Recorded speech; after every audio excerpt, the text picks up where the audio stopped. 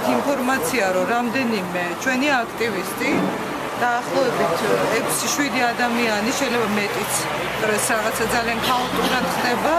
დაბარებულია პოლიციის განყოფილებას, თუმცა ოფიციალური უწყება არ არის მიღებული, ასევე არ არის გარკვეული რის საფუძველზე იბარებენ მათ, მაგრამ პირველი რაც გავაკეთეთ, მე და მარინა კობახიძეს ჰქონდა შეხვედრები საჩხერის რაიონში, სოფელ პერევში და იქიდან წამოვედით და ჩამოვედით, სხვა ლიდერებიც აქ არიან.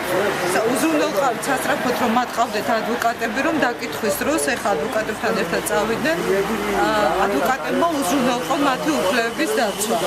პირველ რიგში შემიძლია გითხრათ, რომ არც ერთი ჩვენი მხარდამჭერი თუ აქტივისტი, რომელიც ახლა დგას პოლიტიკური დევნის საფრთხის ქვეშ, ბუნებრივია არ დარჩება უმეთვალყურეო და ჩვენ ვიზრუნებთ, რომ მათი უფლებები არ იყო შელახული.